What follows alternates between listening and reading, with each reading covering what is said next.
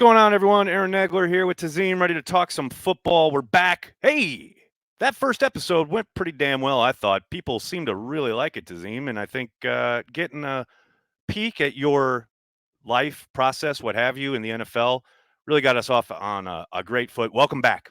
Thanks for hanging with me again. Hey, thank you. I'm, happy to be here and look forward to many, many more to come. That's what I'm talking about. Absolutely. We got plenty to dive into after De'Vondre Campbell went on I guess I'm not going to say a tirade, but he certainly let some things get off his bit of a chest. diatribe. Diatribe, I think, is a good word for it. No doubt about it. And, I kind of said my piece on Sunday morning when he was going through it. And I know you've obviously chimed in as well, but I wanted to ask you about, that idea of players being able to now, in this day and age, have a voice, right? And the things he said really confirmed a lot of what we on the outside looking in, some of the issues we had talked about with Joe Barry's defense, how guys were being utilized and things of that nature. I don't know about you, man, but I'm not going to say ecstatic, but I was really happy to see somebody on the inside confirm that I'm not crazy. You know what I mean?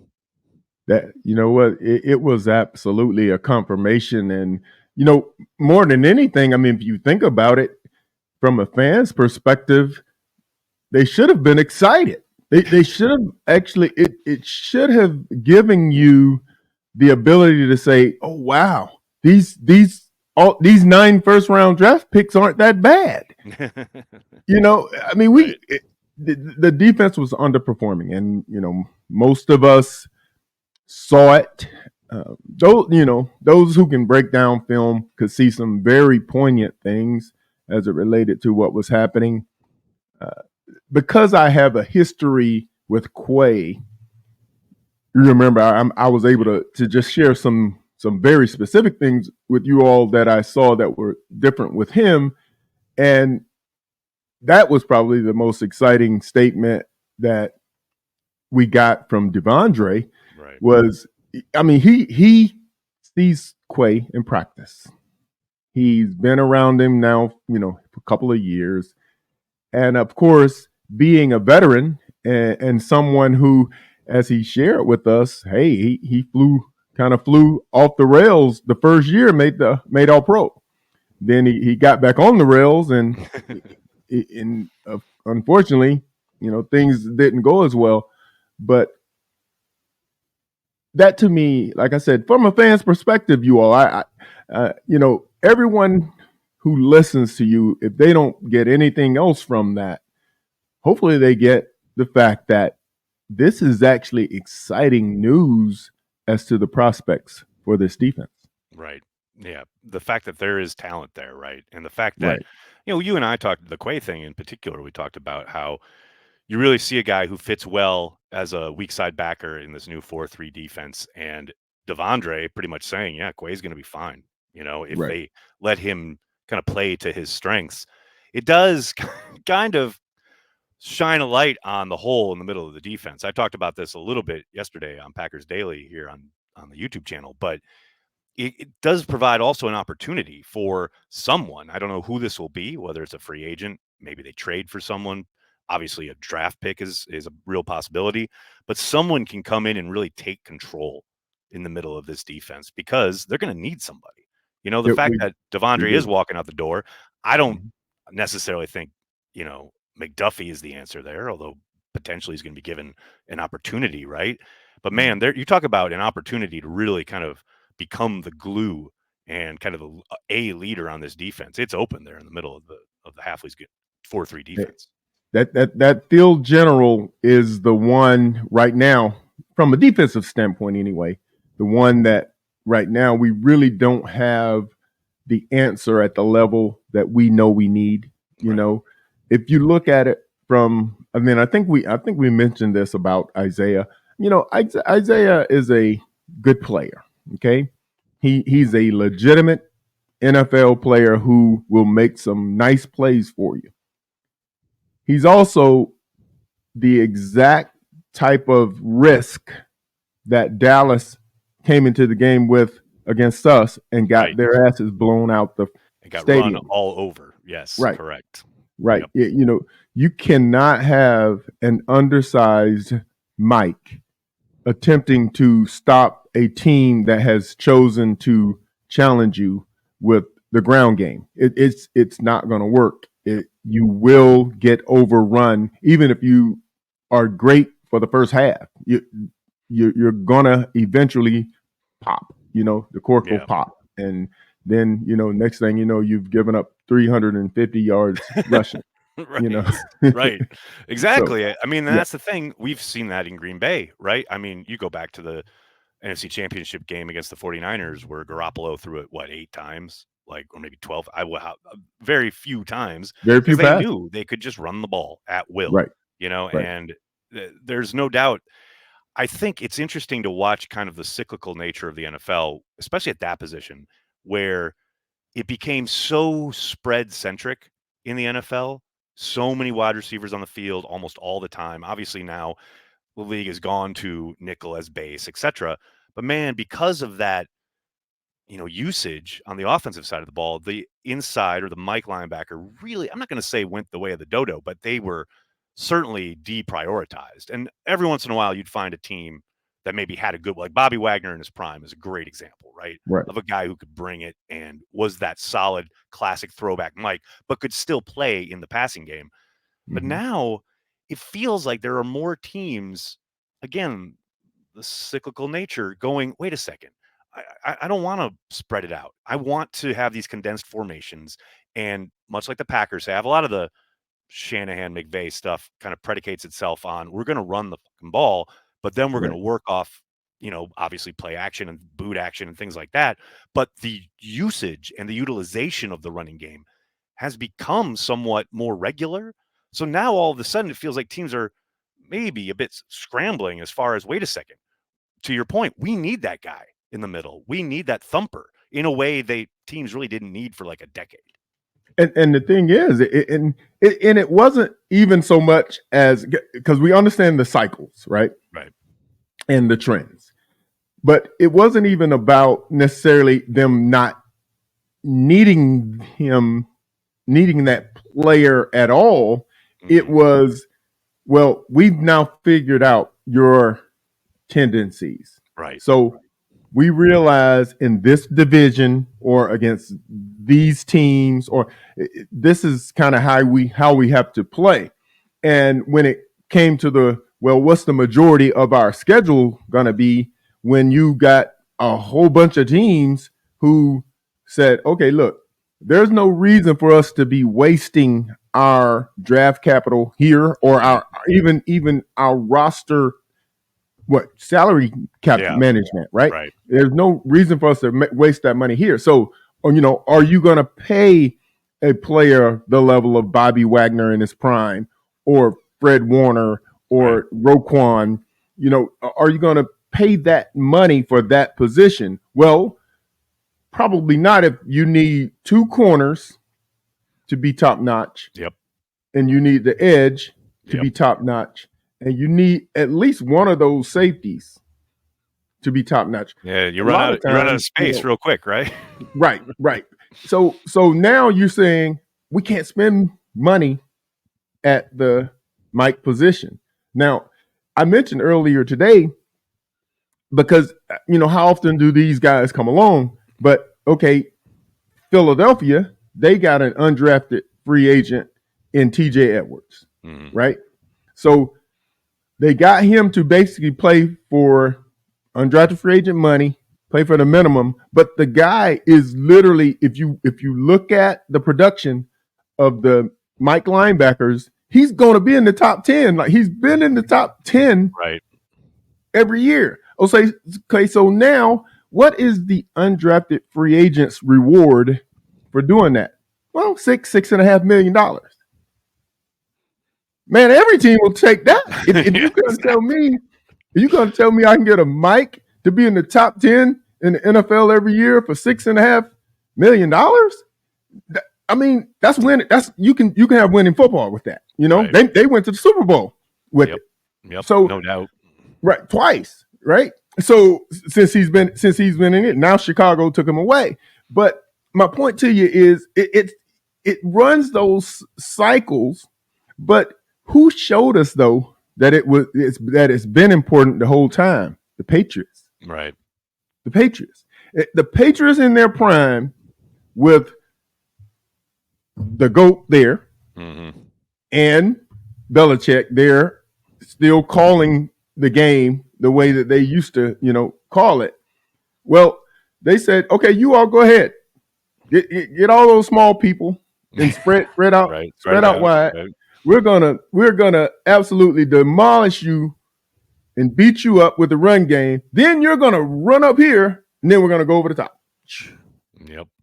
Yeah. And they won 6 of them, 6 Super Bowls with that strategy. So I think it's kind of one of those things where at least one. You gotta have at least one. Yeah, I totally agree, and I'm just fascinated to see what route Gutekunst goes as far as acquiring him, because I just don't think he's on the roster yet. But we'll see. There's a long not the field general. The field general is not on the roster. We have some colonels. We have totally agree. We have some guys who can give you some time, but then eventually it's like, okay, where's and we don't have them. Yeah, no, that's very true. It's very true. It's interesting looking at some guys that they did acquire in Jacobs and McKinney, offense and defense. Both guys name-checking Jordan Love during their introductory kind of moments with the press. I thought that was really interesting and telling as far as, Jacobs had apparently plenty of options, right? And I know McKinney was sought after as well. Both of them recognizing and flat out saying, one of the reasons I came here, a strong reason, is because Jordan Love, I think, is so good, right? And I think he's a talented young quarterback who has the potential to be a star. I mean, man, we all know the Aaron Rodgers quote, people are coming here to play with me. Well, who did they ever really get? I mean, Jimmy Graham is pretty much the list, and that wasn't a great success.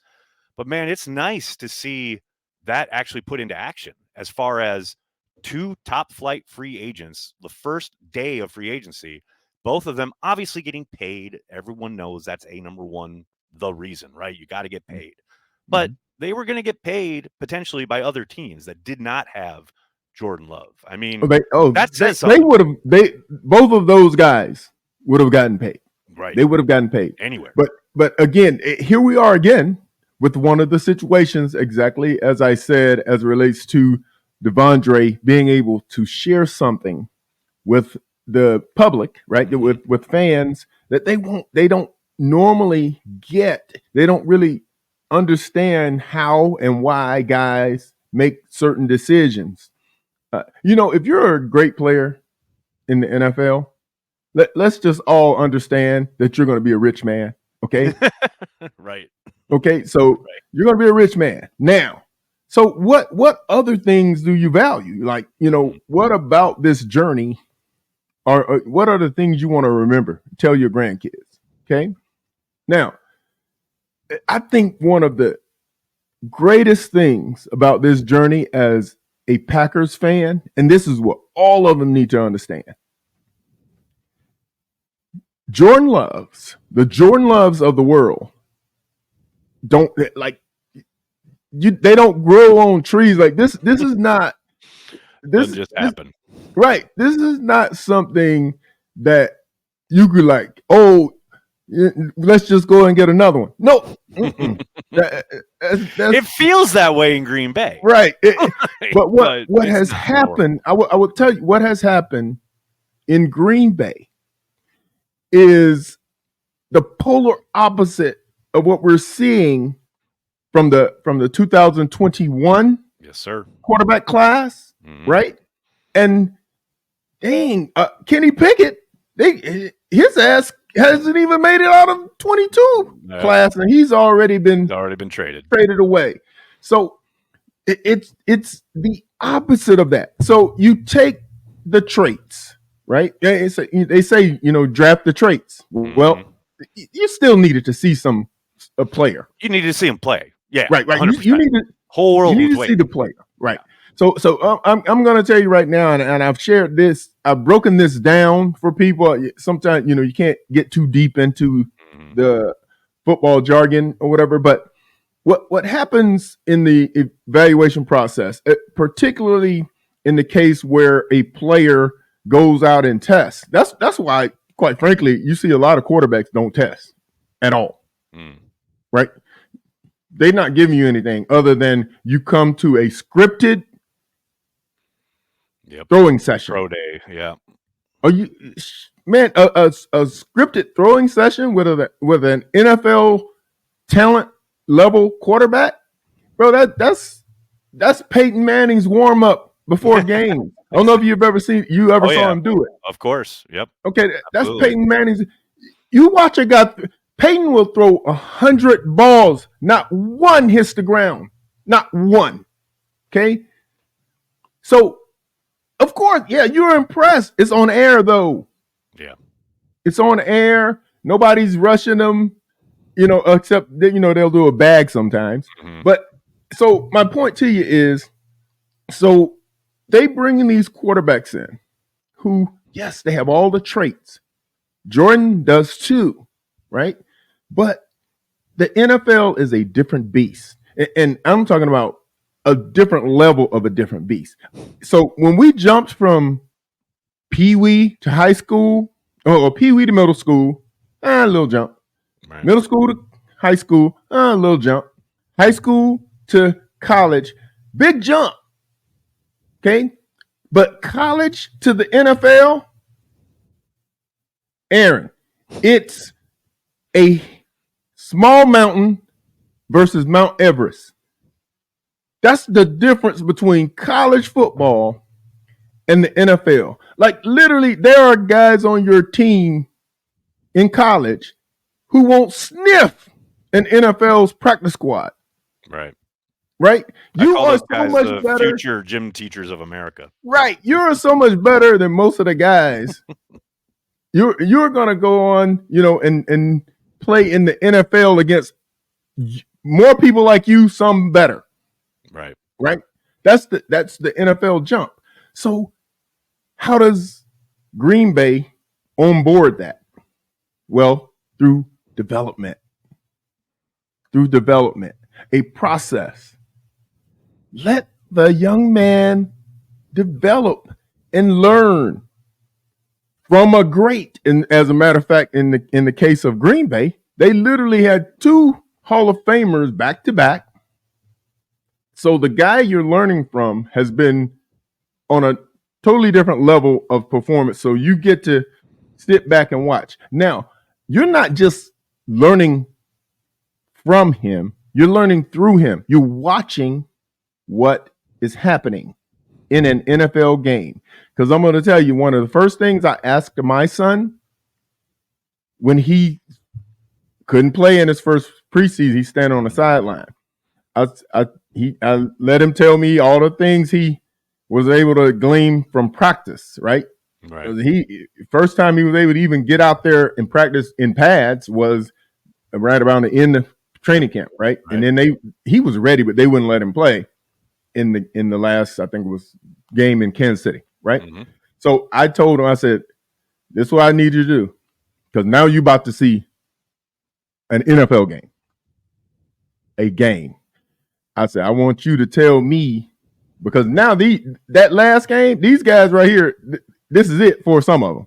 Like they'll never play another down of football, right? Right. I'd say, I want you to tell me what you see and how do you translate to it. So speed of the game, the guys who are actually covering, what type of space do you really have? What's the difference between? And he came and told he was impressed by it, but he also told me that they can't run with me. Right. So right. I mean, he's not wrong. Right. So my point to you though is, so imagine for 3 years, Jordan watched that from the bird's eye, like as close as you can get to the action. Okay, when am I able to throw this ball? Can I get that ball in there? Can I throw this back over on this? So all these trick throws that people think that are just luck, that's not luck. No. He literally watched it. He watched that pass in Kansas City. That shit was crazy to Romeo, and then he comes back 2 plays later and throws through a man to Christian for the touchdown. Yeah, but he knew how high he had. I mean, all these things. You're not gonna look if you set these guys up. You throw the Zach Wilsons out there. My God, yeah. Year 1 against NFL defenses. You're taking their souls away. And the thing is it just feels like nobody's got the courage of their convictions as far as, okay, if you are going to throw him out there, right? If he is you're going to make him sink, right? Because he's got to sink before he swims. There's zero doubt about that. Everyone always talks about, Peyton Manning came in and set a record interception-wise, blah, blah, blah. But the Colts were, 100% committed to this is our guy. Come hell or high water, we believe in him. There's nothing that's ever going to take his job away. Whereas with Wilson, first 6 games, I'll never forget in New York, like the tabloids are already like calling for his head, and the decision makers and the people in positions of, power, so to speak, in the building are either silent or not, kind of coming out and basically they were kind of talking crazy too. I mean, they were doing nothing to protect or insulate him through the storm. Because you're right. The storm is going to happen. It's coming no matter what. Right. The storm is going to like, okay, but let's project that. Let's take their situation, right? And put it on Jordan's first real experience in the NFL starting. Now, he got the sorry ass Chicago Bears, so he came out the gate, he came out the gate like Mike Tyson. Right. But that thing kind of, hit him. He got hit. What did Mike Tyson say? Everybody got a plan till you get punched in the mouth. He got punched in the mouth right after that, right? So then he has to adjust, and now we see what we've developed. Yeah. Okay, as opposed to the other guys, they didn't get developed.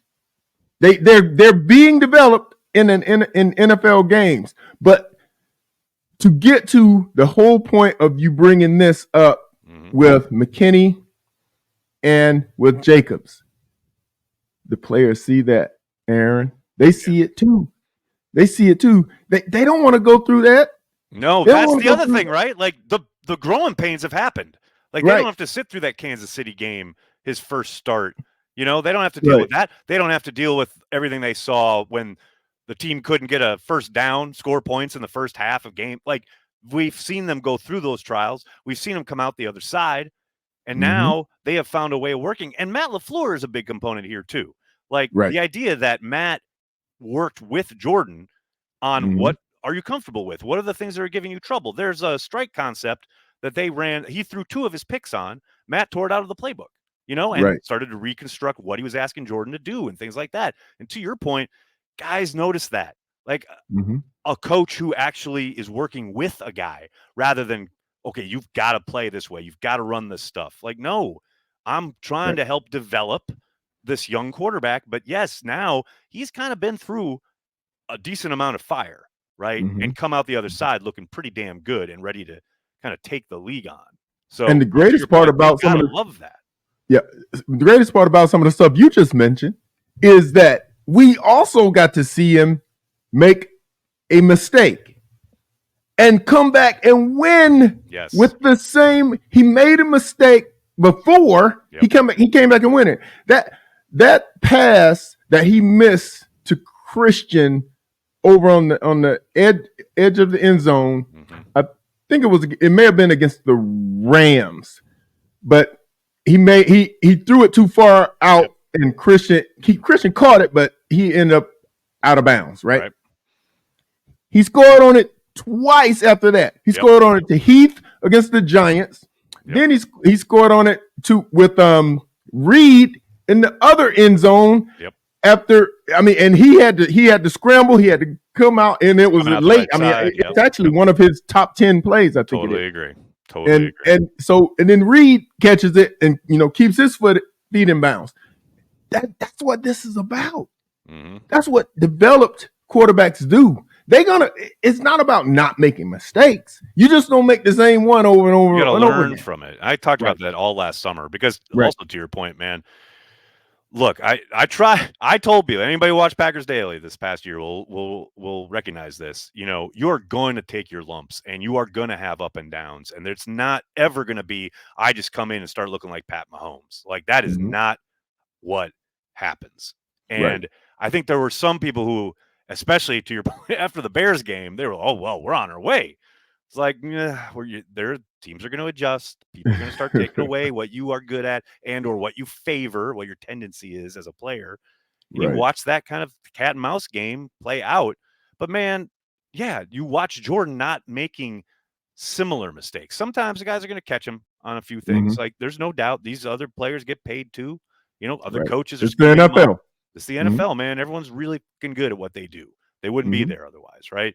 But man, to watch Jordan like come on and to have these vets, notice that and utilize that as far as like, look, I want to take this next step in my career. Josh Jacobs even said, like, I'm just sick of losing, man. Like with the Raiders, the dysfunction there. Like he wants to come to a winning organization and he sees Jordan Love as the key piece as far as not only are we going to win a lot of games, we got a chance at a championship. Like, And it's the most important position in sports, and we have one. Yep. And a young one too. One. A very young one. One last thing I want to touch on is the re-signing of Keisean Nixon, because Keisean, obviously we talked about it a couple of times prior to, I think, to recording, but I like Keisean as a player. I think he's grown. I think he's developed. I don't love him as your starting nickel and or slot. The Packers may have brought him back to do that. I find it interesting that a couple days on now, we still don't have details of that contract. They've announced the initial reporting is a, quote, 3-year deal. But there's still, as of we're recording this on Tuesday afternoon, still nothing, which tells me the Packers can probably get out of this pretty easily. There might be a little bit of funny money in there. Yeah. And I look, as a father of a player, I'm, as always, I'm going to be, very cognizant of how I, speak as it relates to other players. No, I mean, if a player's not good, I mean, he's not good. Can't play. I mean, that doesn't have thing to do with whether I'm a father or a fan or coach or whatever. But from the standpoint of the role, I mean, I don't think that that's his best use in terms of what we got to see last year. The problem, though, with that, I guess, us being able to even make a determination is that there were a lot of people who were in situations that it wasn't their best use. Yeah. However, the part that I'm having a hard time understanding, I guess, first of all, if that money is real, then they have to be expecting him to play a lot, right? Right? If that money is real. But if we're looking at it from the standpoint of, let's just go on film. We watched the film, well, he doesn't do well in press man coverage. I mean, he's covering man to man, especially in the slot where guys have two-way goes and they can use the guy could go anywhere. It's a problem. That has not shown to be a strength of his. Agreed. So unless there's some different use, which is entirely possible, right? Right. I mean, here's the thing: with Hafley coming in and a whole new scheme, there's going to be elements, I think, that are similar to what they've done in the past, as far as the pressure packages that Hafley, even himself, has said. And I've talked to guys who worked with him. That he goes back to the Rex Ryan model when it comes to pressuring the quarterback and some of the 3-4 principles and the exotic blitzes and things like that. I think you can use Keisean in that kind of stuff, both in coverage as some of the zone blitz stuff, but also even just pressuring the quarterback, sending him from the slot. I love all that. And you know what? That's the part. That's the part that we don't know. Right. That of what they see. You know, what do they see in terms of how they can use him? Because Keisean is a dog. He's a very talented. There's no question about his desire, right? And his up for it always. Like he competes 1,000% each and every down, and you love that. The intensity with which he plays the game is, I mean, is everything you want. The key, though, with anybody, I don't care if we love them. I mean, the key with anybody is to put them in the best position to succeed, the best opportunity to succeed. And the things that I do see that may be the case with this particular defense, like there are a lot of opportunities with, like you just mentioned, zone blitz, right? Mm-hmm. Well, there are a lot of automatic adjustments in zone blitz. So if you actually were to take the motion from a spread where it's actually even and you motion to a what could be trips or it is unbalanced, well, there is actually an automatic adjustment called slide eye, right? So that wasn't a blitz by Nixon before. Now it is like literally automatically. So whereas in defenses where with Hafley in college, for instance, it may have been the backside corner who was coming. Yeah. Well, he may say, my best blitzer from the DBs will be Nixon. So, you know what I'm saying? So there are things that we just don't know that he may see and say, well, shoot, this is where we're going to use this guy, to accomplish this. So, I'm dying to see the contract. That's right. That's all. I just want to know. I just want, is this a legit 3-year lockup? Because I don't think so. Most likely it's a 1 year, and then we'll see kind of deal. Yeah, same type of deal. I will tell you, he's a great kickoff returner. Yes, and look, and then I do wonder. I'm glad you brought that up because then I do wonder about the proposed rule changes. They're trying to get more kick returns back into the game. Where it's kind of funny after years of like, oh, it's the most dangerous play, blah blah blah.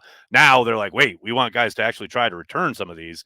I mean, maybe he becomes a bit more of a weapon. I think he already is, but maybe that highlights his ability a bit more. We'll if they change to that XFL kickoff format, then I'm gonna tell you right now, he's gonna light the NFL up because those guys that don't have any running start whatsoever. Mm-hmm.